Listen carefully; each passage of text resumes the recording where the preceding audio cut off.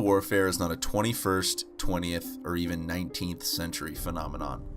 As long as there has been a governing power, there have been insurgencies. Conquering powers have struggled against small bands of rebel forces for millennia, sometimes crushing the revolutionaries, but often crumbling from constant harassment from insurgents. 500 years before Christ, the Scythians used small bands of soldiers to defeat Darius I and stay a free people. Jumping centuries into the future, it took the English 200 years to finally conquer Wales. 200 years of bitter fighting against guerrilla groups. The Romans had trouble with the Lusitanians and Celtiberians, Napoleon had issues with the Spanish, and the United States was defeated by the Viet Cong. As long as there have been regional and world powers, there have been insurgencies to challenge them.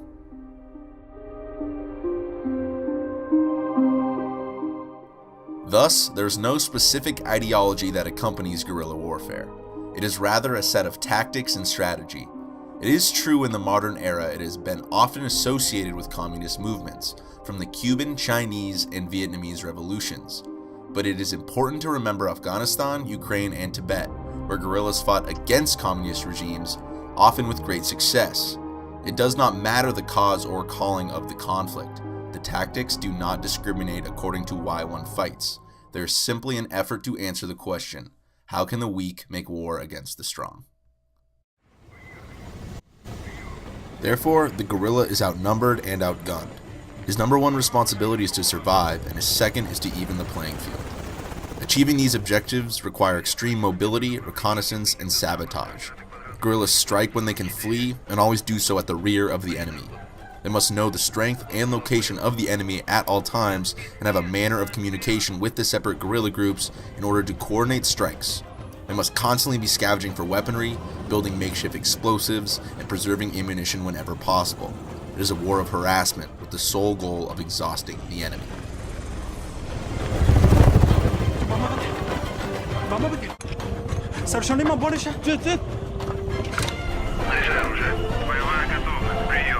Включил. Прием. Прием. Открыть огонь.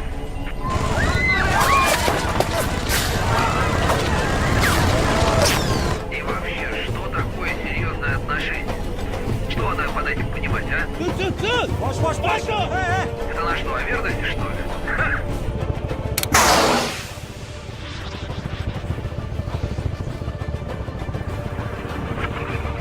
Ай, ну если ее понятие верности...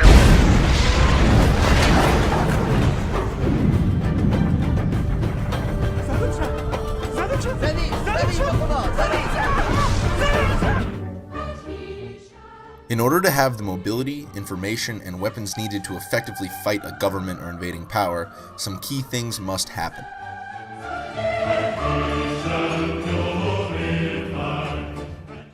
Primarily, and perhaps most importantly, the guerrillas must be one with the people. To quote Ernesto Che Guevara, the famous Cuban revolutionist, the guerrilla fighter needs full help from the people of the area. This is an indispensable condition. Without the people, the guerrilla is exposed and alone. The peasantry supplies shelter, food, and protection. They can act as a network for espionage and communication, as well as help create smuggler rings to transport firearms around the country. As Mao famously said, the guerrilla moves among the people as the fish through the water, and without the water, the fish dies. This is why establishing an ideology, whatever it may be, is critical. It unites the people and allows one to recruit from the peasantry. There has never been a truly successful guerrilla movement without backing from the local population.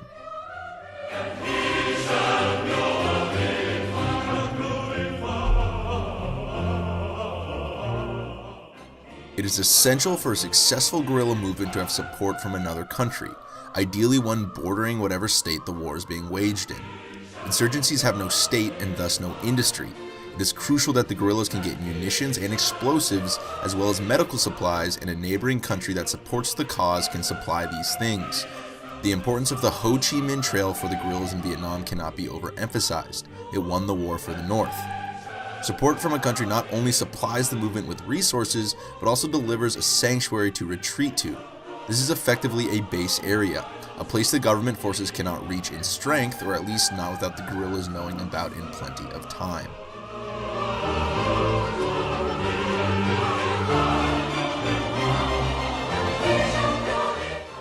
Guerrilla warfare is a transitional form of war.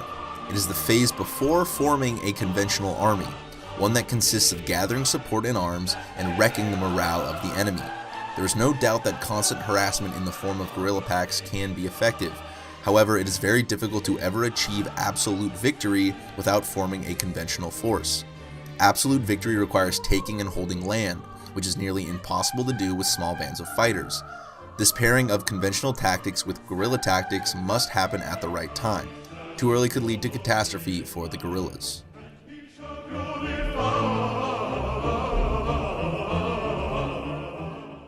The last important ingredient of a successful guerrilla uprising is not a quality of the guerrillas themselves, but the resistance they are up against.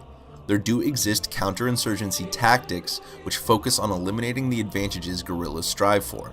This includes alienating them from the population, forcing them into isolation to cut off munitions and food supplies, and forcing the guerrillas to fight on a front. Of course, no tactic works 100% of the time, but when conventional forces understand such techniques, there is a good chance the guerrillas will lose.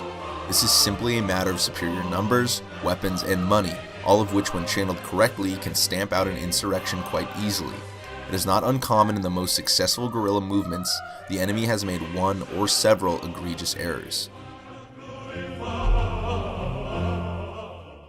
To review, guerrillas need support from the peasantry, they need support from a foreign power, they must pair conventional tactics with guerrilla tactics at the right time, and they must fight an enemy that has poor counterinsurgency tactics. These are the crucial elements for successful guerrilla war.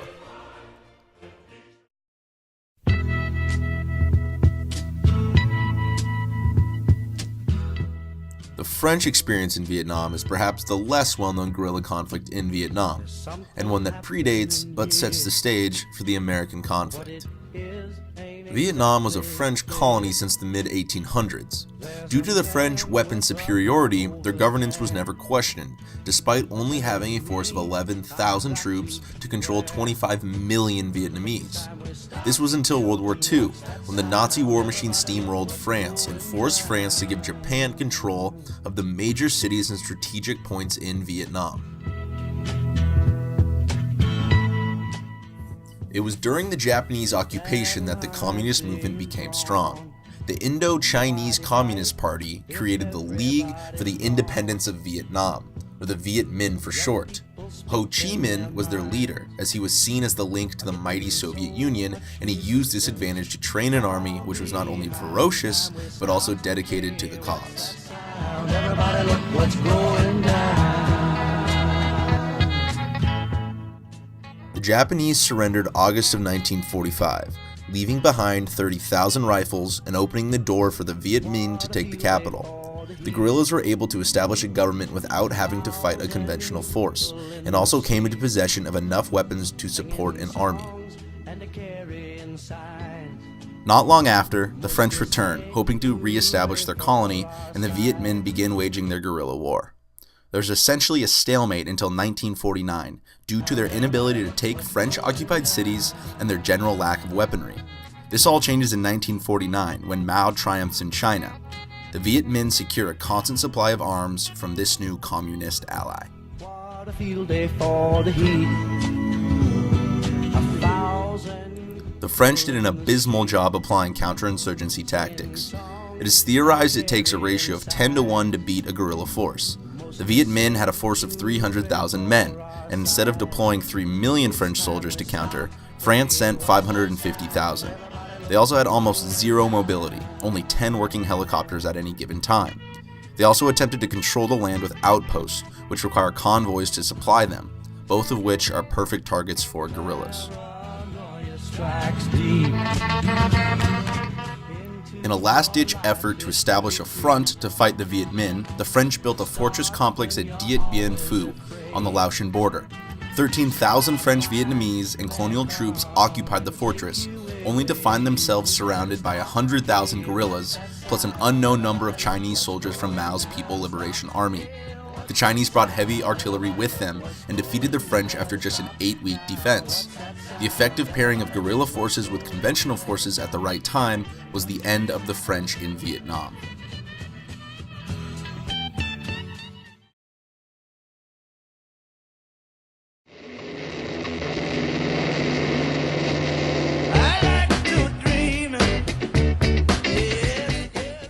course, much more goes into a successful insurgency than the 4 points stated above, such as propaganda, structure of the groups themselves, strong leaders, etc.